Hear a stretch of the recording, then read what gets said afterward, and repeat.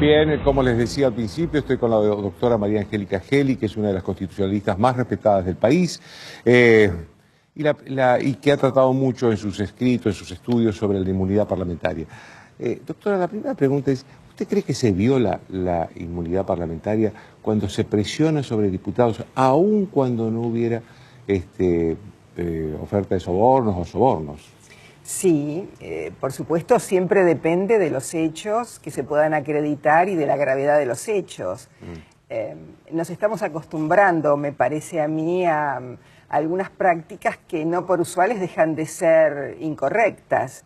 Y lo cierto es que, por supuesto, cada diputado, cada senador debe poder resistir esas presiones, pero es una afectación de los derechos de la Cámara, ¿no? De cada una de las cámaras, que debieran poder resolver libres de toda presión o perturbaciones. Así es que si los hechos son como los contaron las personas involucradas, efectivamente se usó una práctica nociva que debe criticarse severamente. Claro. ¿Usted cree, por ejemplo, debe haber escuchado, para acá de hecho la diputada Joto contó algo, también la diputada Álvarez lo dijo públicamente, Elisa Carrió acaba de decirlo. ¿Usted cree que esas denuncias merecían una investigación más larga que la que se hizo? Sí, probablemente la pena es que hubiera terminado de modo tan abrupto, ¿no? La cuestión. Es muy difícil, sin duda, después acreditar los hechos, pero justamente como ese es un ámbito del político, debate, y claro, político e institucional, de debate y de apertura a las mayorías y a las minorías, cuando una situación tan grave está sucediendo, según dicen las personas involucradas, merece un tratamiento más pormenorizado. Me parece que efectivamente, le decía al principio, ¿no?, que se confunda lo que es propio de la democracia, que es la negociación, o también el interés de quien está convencido, por ejemplo, en el caso del presupuesto, de que debe aprobarse tal como está, que hable con sus colegas e intente persuadirlos. Eso es propio de la democracia. Ahora, hay una línea divisoria, me parece, muy importante entre esa negociación democrática, ese diálogo institucional que es bienvenido, y el presionar de una u otra manera para obtener o la ausencia, ¿no?, que no se da solo en el Congreso, a veces esa manera de evitar que las decisiones se tomen como se deben de tomar, o podrían haber habido amenazas o propuestas fuera de lo correcto, ¿no? En ese caso me parece que sí que es importante. Hay una diferencia, doctora, en el momento que se hace una propuesta, porque, por ejemplo, si es 2 días antes de una sesión o un día antes, y otra cosa me parece que es cuando se está ya la Cámara sesionando, que en ese momento lleguen las presiones.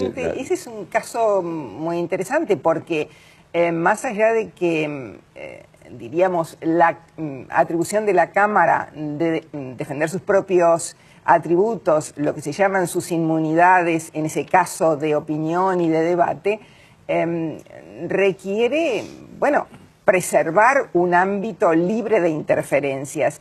La Corte ha sido muy estricta en reconocer la atribución de la Cámara de disciplinar a terceros ajenos al cuerpo, salvo que, lo que decía usted, ¿no?, salvo que esa interferencia o esa obstrucción de la tarea legislativa sea concreta, inmediata y provoque en el momento en que se están computando los votos las interferencias de que se trate, ¿no? Sí, claro que hay una diferencia importante. Diríamos que las circunstancias, de caso por caso, muestran la gravedad de la interferencia, si es que la interferencia existió, ¿no? Dígame, doctora, ¿hasta dónde puede llegar un cuerpo legislativo, siendo del Poder Legislativo Nacional, sin duda, ¿no?, o provincial, pero hasta dónde puede llegar un cuerpo legislativo en la sanción a quien viola la inmunidad del Parlamento?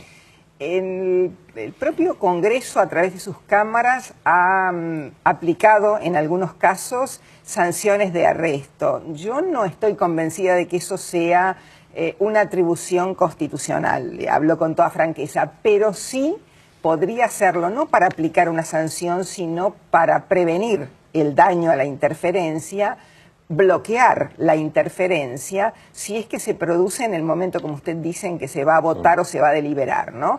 En ese momento caso, puede arrestarlo yo creo que ahí, hasta que concluya la decisión del exactamente. Si es que el hecho es grave, es notorio, está comprobado, en fin, requiere una serie de requisitos que muestren efectivamente la gravedad de los hechos. Por eso son tan importantes los hechos o lo que se hayan probado, ¿no? Y yo creo que aún la Corte, que es tan restrictiva en este punto, por la propia regla que elaboró, nos está diciendo, bueno, si hay una interferencia obstruccionista en el caso concreto, podría funcionar esta medida coercitiva sobre quien hace este daño institucional tan grave a la Cámara. Pero, reitero, debe ser un hecho grave, comprobable, inmediato, y la acción de la Cámara no debe verse como una sanción, sino como un impedimento de que esa obstrucción esté funcionando. Para la sanción está la justicia. Exactamente. Bueno, también podría el Congreso tomar la medida inmediatamente para evitar, bueno, estamos ante el cierre de las sesiones ordinarias del Congreso, ¿no? Entonces, eso también es una circunstancia, ¿no?, en los tiempos que podrían autorizar esta acción de la Cámara. Y si hay la comisión de un delito, bueno, inmediatamente debieran, según lo entiendo, ¿no?, dar aviso a la justicia para que proceda según corresponda. Ahora, una cosa rara del propio Congreso, no de este Congreso, sino de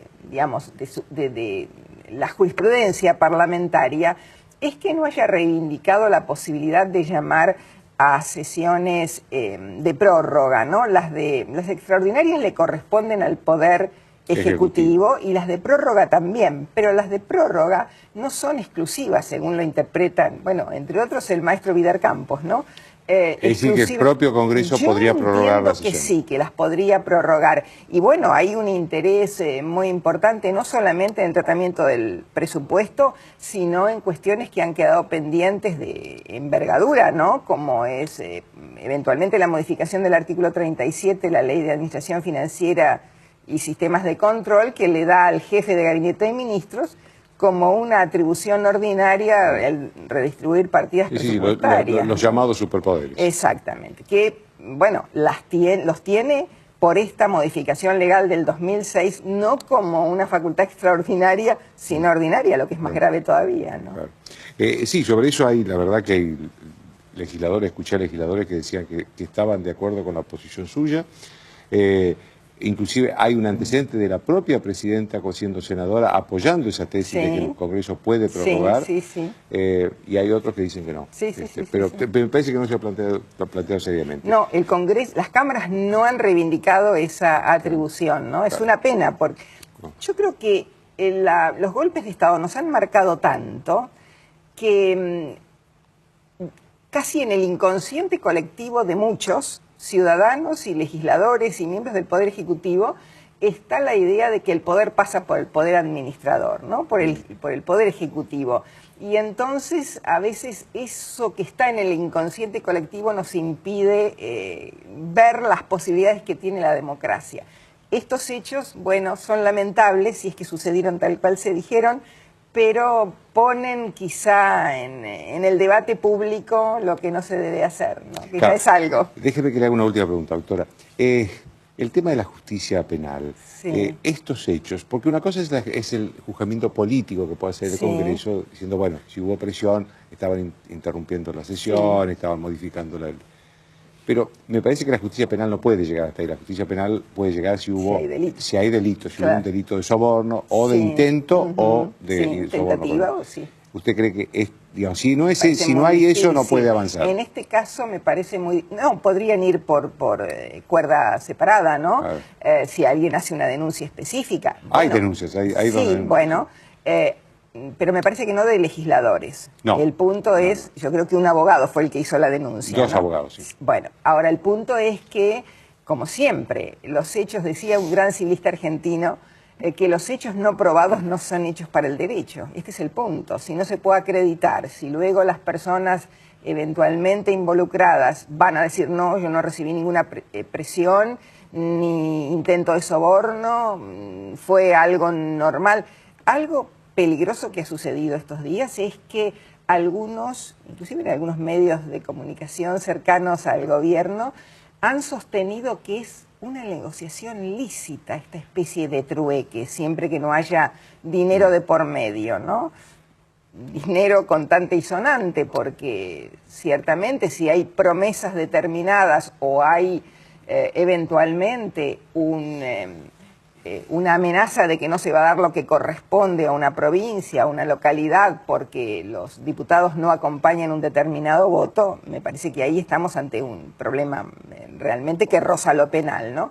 Pero bueno, siempre es un problema de prueba, es difícil acreditar estas circunstancias, salvo que haya algún arrepentido, ¿no? Le agradezco mucho, doctora. Una pausa.